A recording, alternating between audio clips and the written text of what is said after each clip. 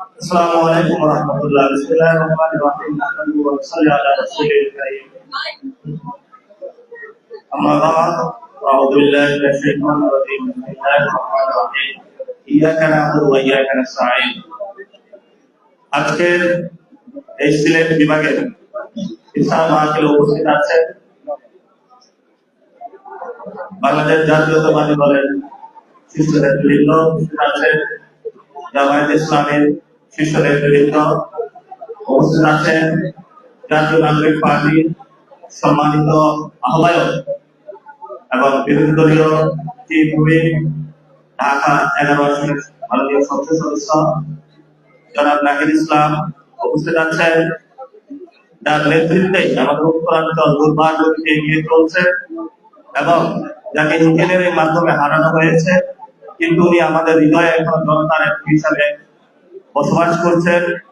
জাতীয় নাগরিক পার্টির উত্তরাঞ্চলের সম্মানিত মুখ্য সংগঠক জনাব সাজ্জাদ আলম, উপস্থিত আছেন সিলেটের বিভিন্ন ইউনিটের নেতৃবৃন্দ, আহ্বায়কবৃন্দ, সেক্রেটারিবৃন্দ, উপস্থিত আছেন প্রিয় মা এবং বোনেরা, উপস্থিত আছেন শহীদ ফ্যামিলি, যাদের রক্তের উপরে দাঁড়িয়ে আমরা একটা সময় শপথ নিয়েছিলাম আমরা একটি নতুন বাংলাদেশ গড়ব, যেই বাংলাদেশে গণভোটের হায়ের মধ্য দিয়ে শহীদদের যেই কথাগুলো সেগুলো অক্ষর অক্ষরে লিখিত করে নতুন বাংলাদেশে আমরা একটা আপার হাউস সৃষ্টি করে লোয়ার হাউসের যে অ্যাকাউন্টেবিলিটি সেই জায়গায় নিয়ে যাব।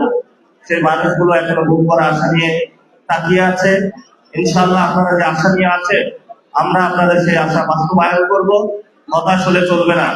কোরআনে এসেছে লা তাহজান ইন্নাল্লাহা মা'ানা, হতাশ হবেন না, দুঃখ করবেন না, আল্লাহ তাআলা আমাদের সাথে আছে। আমরা একমাত্র এক আল্লাহকে ভয় পাই, আর কাউকে ভয় পাই না। সিলেট একটা সমৃদ্ধির শহর। এখানে আমি শুনেছি জামাত, বিএনপি, এনসিপি, জাপা, খেলাফত মজলিস, নেজাম ইসলামের পার্টি সব দলের নেতৃবৃন্দ এখানে উপস্থিত হয়েছেন এবং সবাই সবার মধ্যে দেখি ফ্যামিলির মধ্যে বিয়া শাদী সবকিছু দেয়, অর্থাৎ রাজনৈতিক ফ্যামিলির মধ্যে এখানে সবকিছু হয়। এখন কেউ কারো কোনো বিরুদ্ধে কোনো ষড়যন্ত্র বিশেষজ্ঞান এই ধরনের কোনো রাজনীতি হয় না এখানে। তবে এখানে আরেকটা জিনিসও হয়, প্রাণ প্রকৃতি সবাই আমাদের একসাথে মিলন ধ্বংস করে। সেই জন্য আমি কয়েকটা কথা বলবো আজকে সিলেটে। প্রথমত, আমাদের এক ভাই আছে, এই যে শহীদ শরীফ ওসমান হাদি ভাই, সবাই নাম জানেন, ছিলেন তো নাকি? ওনাকে হলো বাংলাদেশের পক্ষে কথা বলার জন্য, বাংলাদেশের সার্বভৌমত্ব, ভারতীয় আধিপত্যবাদের বিরুদ্ধে কথা বলার জন্য দিনে দুপুরে মাথার এই পাশে গুলি করে খুন করা হয়েছে এবং গুলি এ পাশ দিয়ে ঢুকেছে, ওই পাশ দিয়ে বের হয়ে গিয়েছিল। আমরা দীর্ঘদিন, আজকে ৭৫তম দিন যাচ্ছে বা তার চেয়েও বেশি, সরকারের কাছে আকুতি জানাচ্ছি যে এটা বিচার প্রক্রিয়া নিয়ে সামনে আগানোর জন্য। কিন্তু আমরা ব্যর্থকণ্ঠে ঘোষণা করতে চাই, বাংলাদেশে ইনশাআল্লাহ আমরা যতদিন আছি, জজ মিয়া নাটক হইতে পারে, কিন্তু শহীদ ওসমান হাদি ভাইয়ের হত্যাকাণ্ড বিচার নিয়ে আমরা এক চুল পরিমাণ পিছপা হব না ইনশাআল্লাহ। এই বিচার বাংলাদেশে হতে হবে। এই বিচারের ক্ষেত্রে যদি প্রশাসনের থেকে শুরু করে ওপারের কেউ যেখানে যে থাকুক না কেন, কুশীলভ কেউ থাকে, যত বড় হেডাম হলা হোক না কেন, জনগণের আদালতে ইনশাআল্লাহ আমরা তার বিচারের কাজ করায় নিয়ে আসবো তাকে ইনশাআল্লাহ।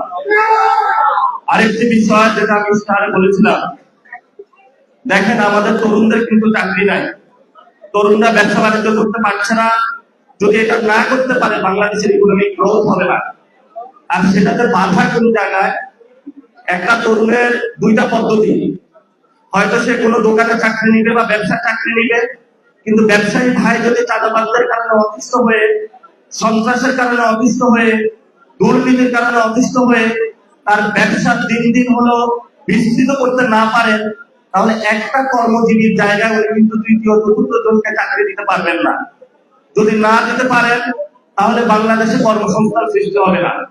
যদি কর্মসংস্থান সৃষ্টি না হয় তাহলে তরুণদের মধ্যে ডিপ্রেশন বাড়বে, রাষ্ট্রের স্ট্যাবিলিটি আসবে না। রাষ্ট্রের যদি স্ট্যাবিলিটি না আসে তাহলে বাহিরের যে রাষ্ট্রগুলো সেগুলো এখানে এই ফায়দা বা সুযোগ দেওয়ার চেষ্টা করবে। আবার এই তরুণরা যদি ব্যবসা করতে যায়, সেখানে যাওয়ার পরে তাদেরকে প্রথমে বলা হয়, বাবা পকেটে টাকা আছে, আমাকে একটু ঘুষ দিয়ে যাও। এই জন্য সে তখন ঘুষও দিতে পারে না, আর ব্যবসায়িক একটা লাইসেন্স পায় না এবং সে ব্যবসার মধ্যে ঢুকতে পারে না।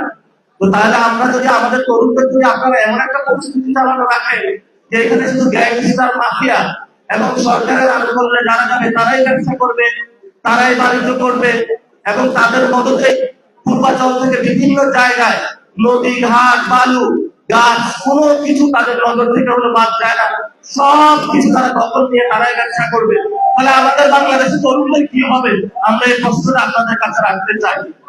তো আমাদের এখানে একটা বিষয় আছে, সেটা হলো হয়তো আমাদের মৃত্যু অথবা আমাদের ফাইট করে সামনে আগাইতে হবে। আমাদের অধিকার কেউ ওনারা দিবে না।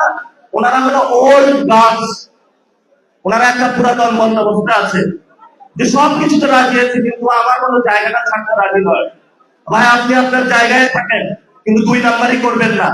গ্যাংস্টার মাফিয়াবাদী চাঁদাবাদী দুর্নীতি সন্ত্রাসী এই কাজগুলো করবেন না। যদি করেন তাহলে কিভাবে আপনাকে সাইজ করতে হয় আমরা সেটা অক্ষরে জানি। রোজা রমজান যাচ্ছে, বাংলাদেশে এখন একটাই পার্টি, সেটা হলো ইফতার পার্টি। আমরা মাঠে নামবো না। মাঠে নামতে নামতে আমরা ক্লান্ত এবং সেখানে মাঠে তো নামার পরে আবার হসপিটালে ভর্তি হতে হয়। এমন একটা অবস্থা, আমাদের হসপিটালে গিয়ে এই যে সরকারের আন্দোলন এগুলাতে যে চিকিৎসা দিব সেই টাকাটাও আমাদের পকেটে নাই। এমন পরিস্থিতিতে তরুণদের যদি আপনি এমন একটা জায়গায় নিয়ে যান যেখানে তাদের, যেটা শেখ হাসিনা নিয়ে গিয়েছিল, যে আমরা কথা বলতে পারি নাই, কথা বললে রাজাকার বইলা হলো জেলে নিয়ে যেত, নামাজ পড়লে শিবির বইলা নিয়ে যেত, এবং আমরা চাইছি হলো চাকরি, ওইখানে চাকরি দিতে হলো ছাত্রলীগরে, চাকরি দিতে হলো যুবলীগরে, আওয়ামী লীগরে। আমরা কিন্তু খান খান করে দিতে হলো তার রাজত্ব, এখন ইন্ডিয়া পালায় আছে। এই জন্য আমরা বলবো বাংলাদেশের সবচেয়ে জঘন্য একটা কর্মকাণ্ড শুরু হয়েছে। প্রশাসনে হলো দলীয় লোক দেওয়া, এবং প্রশাসনে যেটা হচ্ছে বাংলাদেশ ব্যাংকে একজন সুইটার ব্যবসায়ীকে আইনে বসায় দিচ্ছে। দেখেন না আপনারা বিভিন্ন জায়গায় এই যে দুদক, যে এই দুদকের মধ্য দিয়ে কালো বিড়াল গুলো আপনারা ইতিহাস জানেন, বিভিন্ন জায়গায় দুর্নীতি করেছে, তাদেরকে ধরবে। সব গ্যাংস্টার এতদিন মালয়েশিয়া পালায় ছিল, থাইল্যান্ড পালায় ছিল, বিভিন্ন রাষ্ট্রে নেপালে পালায় ছিল, এগুলো সবগুলো এখন দেশের ভিতরে ঢুকছে। আমরা এই নতুন বাংলাদেশে তো তাদেরকে আসলে চাই না। কারণ আপনি যদি করতে হয় আপনি হেদায়েতের পথে আসতে হবে। যদি হেদায়েতের পথে না আসতে পারেন, আমরা প্রতিদিন তাবলীগের পথে, আপনার তাবলীগের মতো করে আপনার ঘরে যাব, হেদায়েতের দাওয়াত দিব, আল্লাহর রাস্তায় চাঁদাবাজি বন্ধ করেন, আল্লাহর রাস্তায় দুর্নীতি বন্ধ করেন, আল্লাহর রাস্তায় আপনারা সন্ত্রাসী কাজগুলো বন্ধ করেন।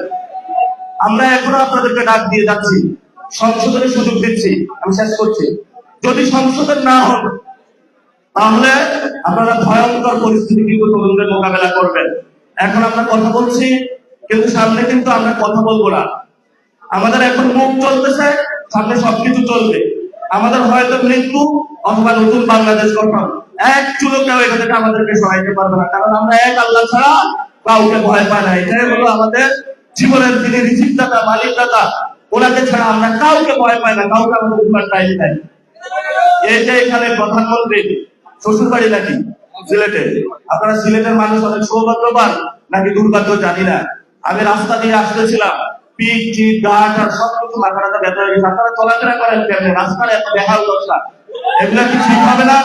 কিন্তু সিলেটের সাংবাদিক ভাইয়েরা, আপনারা একটু রাস্তাগুলো দেখাইবেন মিডিয়ার মাধ্যমে। এত বাজে অবস্থা রাস্তার, যেখানে যার পকেটে টাকা আছে ওরা বিমান দিয়ে হলো এয়ারপোর্টে নিয়ে উত্তরা থেকে হলো ঢাকাতে কাজকর্ম করে। তো যে মানুষটা এখানে গরিব, যার পকেটে টাকা নাই, শ্রমিক, ওনার যদি ওয়াইফ অসুস্থ হয় তাহলে কিভাবে ঢাকায় নিয়ে যাবে? ওটা যাইতে চাইতে তো হলো বেশি হয়ে যাবে। এই পরিস্থিতি আমরা চাই না, এটা উন্নয়ন করতে চাই। লাস্ট 2টা কথা, আমাকে কালকে একজন মা ফোন দিল, বললো যে ওনার 2টা ছোট বাচ্চা আছে এবং রাতের বেলা হলো ঘুমায় না। বললাম কি হয়েছে? বললো যে আমি যে ঘুমাবো, বাংলাদেশে যেভাবে ধর্ষণ বেড়েছে, আমার সন্তান অনেক জন্ম দিয়েছে কষ্ট করে, বড় করছে অনেক কষ্ট করে, বড় লোকদের অনেক নিরাপত্তা আছে, সিকিউরিটি গার্ড আছে, সিসি ক্যামেরা আছে, আমার ঘরে কিছু নাই। কোন সময় আমার সন্তানকে নিয়ে ধর্ষণ করে দেয়। আগে হলো শুনতাম বিভিন্ন পোলাপাইনকে নিয়ে খুন করে ফেলতো, খুন করে ফেলতো।